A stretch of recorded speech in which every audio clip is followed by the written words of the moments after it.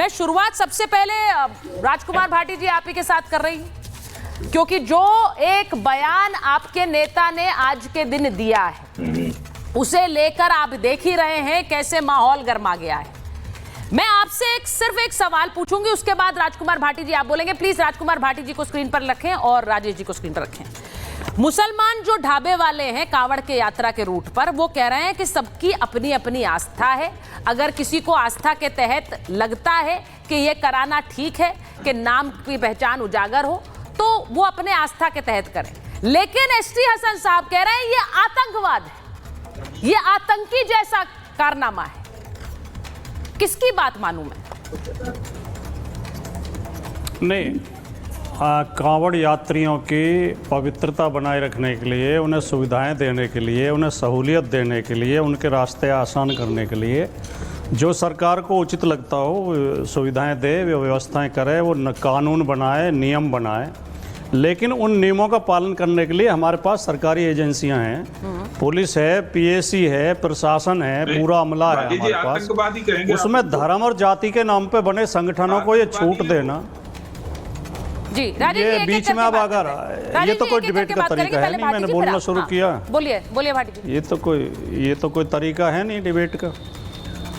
धर्म और जाति के नाम पे बने संगठनों को ये छूट देना कि वो जाके खुद चेकिंग करेंगे और वो लोगों के कपड़े उतार उतार के देखेंगे कौन हिंदू है, कौन मुसलमान है, कौन किसकी क्या जाति है, ये गलत होगा। ये कानून के राज की समाप्ति होगी और ये जो है अपराध को बढ़ावा देना होगा। अभी आपने अलीगढ़ की घटना देखी होगी कि 4 लोगों की गाड़ी रोक के पिटाई की गई बुरी तरह और गौमांस होने का आरोप लगाया गया, लेकिन उसमें गौमांस नहीं मिला जब जांच की गई तो। और 2016 में प्रधानमंत्री के हमारे नरेंद्र मोदी जी द्वारा दिया हुआ बयान भी आपको याद होगा कि कुछ लोग हैं दिन में तो गोरक्षक बन जाते हैं और रात में अपराध करते हैं। इन गोरक्षकों के रूप में बहुत सारे गुंडे भी घूम रहे हैं। ये प्रधानमंत्री नरेंद्र मोदी जी का दिया हुआ बयान है। तो हमें केवल आपत्ति इस बात पे है कि ये जो स्वंभू जो रक्षक बन जाते हैं और स्वंभू जो संगठन है, ये जाके समाज में ये उपद्रव फैलाएं, ये किसी के साथ पिटाई करें, किसी के अपमान करें। अब इटावा में क्या हुआ, वो तो मुसलमान भी नहीं थे, वो तो हिंदू ही थे। एक जाति का पता चलता ही लोगों के बाल काट दिए गए, उन्हें अपमानित किया गया। तो जो इस तरह की चीज़ों को बढ़ावा दिया जा रहा है वो गलत है, इन पर रोक लगनी चाहिए। ठीक है भाटी जी, आपने जो बात कही कि ये गलत है, मैं भी इस तरह से इस पूरे मामले में जो सबसे बड़ी नजर हमारी बनी हुई थी वो इसी बात पर, क्योंकि बार बार ये कहा जा रहा था कि भाई कपड़े उतरवा कर चेकिंग की गई। आपके एसटी हसन साहब भी यही कह रहे हैं, ओवैसी साहब भी यही कह रहे हैं। मैं यशवीर महाराज का भी बयान सुनाऊंगी, क्योंकि यशवीर महाराज और उनके संगठन पर आरोप लग रहे हैं जो बात भाटी जी ने कही। लेकिन भाटी जी, आपने उस आतंकवाद वाले बयान पर कुछ नहीं कहा है।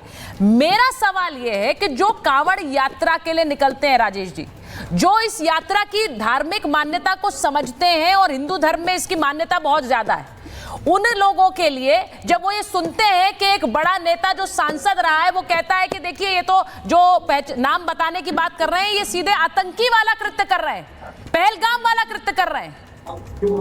क्या पहलगाम हमारे लिए छोटी घटना है या फिर ये यात्रा हमारे लिए पवित्र नहीं है? क्या हम दोनों को मिला रहे हैं?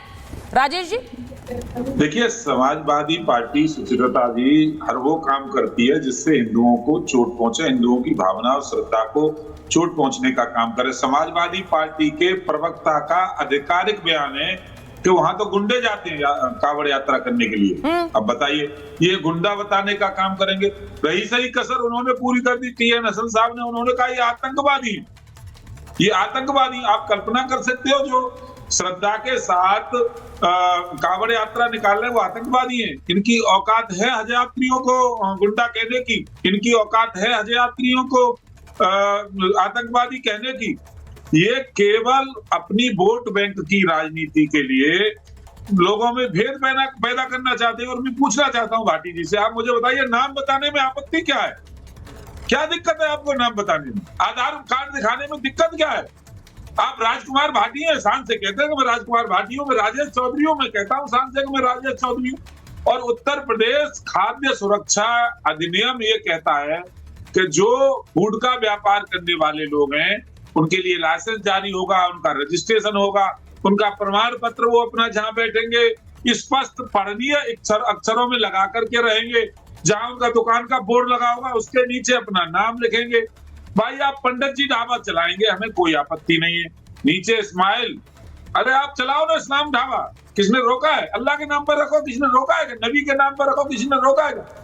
आपको व्यापार करने के लिए पंडित जी ढाबा चाहिए, चौहान ढाबा चाहिए, भाटी ढाबा चाहिए, चौधरी ढाबा चाहिए, नाम होगा नहीं उस पर। आप जैसे लोगों के कारण से ही उनकी समाज में विश्वसनीयता समाप्त हो गई है। मैं इसी कारण से हुई है ये राजनीतिक रोटी जो सेकते हैं। राजेश जी, मैं सिर्फ ये पूछना चाह रही हूँ, एक आरोप लगा, एक प्रवेश चौधरी जी अगर आ गए उनको भी स्क्रीन पर रखिए जरा, आचार्य विक्रमादित्य को लीजिए। मैं ये तस्वीर दिखाना चाहती हूँ कि कांवड़ यात्रा के लिए लोग जो कांवड़िए हैं वो निकल गए। शोएब जमाई जी, आपको अगर मेरी आवाज आ रही है, आपके नेता कहते हैं ये कौन लोग हैं जो यहाँ पर पुलिसिंग कर रहे हैं, और वो ये भी कहते हैं कि कैसे कपड़े उतरवाकर चेकिंग की जा सकती है। सर मेरा तो सवाल ये है कि ये कपड़े उतरवाकर चेकिंग वाली बात आई कहां से है?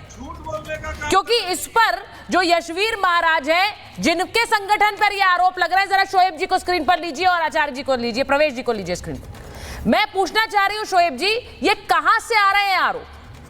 कोई वीडियो है, कोई बयान आया है, हर कोई ये बात कह रहा है, यशवीर महाराज कह रहे हैं ऐसा कुछ है नहीं, अगर प्रमाण है तो दीजिए, तो आज दीजिए प्रमाण शोएब जी।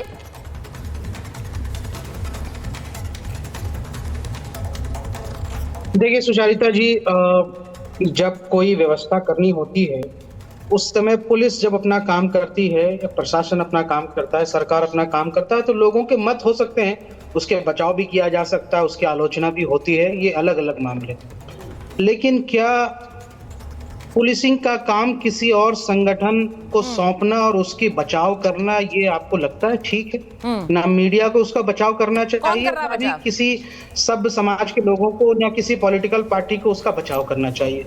सवाल ये होता है कि जब पुलिस वहां मौजूद है, जब प्रशासन मौजूद है मुजफ्फरनगर में, तो यशवीर महाराज या कोई भी महाराज हो, उनको कौन ये अधिकार देता है कि किसी होटल में जाकर के वो जांच परख करे या कोई अभियान चला करके लोगों से पूछे कि तुम्हारे लाइसेंस कहाँ है? ये क्या सुप्रीम कोर्ट इसका अधिकार देता है? कानून इसका अधिकार देता है? कौन से कानून के तहत इनको पूछने का अधिकार है एक आम नागरिक को दूसरे नागरिक से, जबकि आप विजिलेंटे कर रहे हैं? सवाल ये होता है कि आप यशवीर महाराज का आप वीडियो दिखा रहे हैं कि यशवीर महाराज ने ऐसे नहीं कहा, जबकि सोशल मीडिया पर वीडियो वायरल है जिसमें जिस आदमी का पूछा गया और उसकी पैंट चेकिंग करने की कोशिश करनी गई थी, उसकी वीडियो वायरल है, सोशल मीडिया पे सब कुछ मौजूद है। अगर रिपब्लिक चाहे तो उसको यहाँ से सोशल मीडिया को मैं प्रमाण नहीं मानती हूँ। नहीं शोएब जी मुझे ये मत बताइए कि सोशल मीडिया पर सब कुछ मौजूद है और अगर रिपब्लिक चाहे तो मैं सोशल मीडिया को प्रमाण नहीं मानती हूँ। आपके नेता ने कहा कि पैंट उतरवाकर चेकिंग हो रही थी, मैं आपसे पूछती हूँ प्रमाण दीजिए ना, क्योंकि वो कह रहे हैं कि एक प्रमाण देकर बताइए, मुझे दिखा दीजिए कहाँ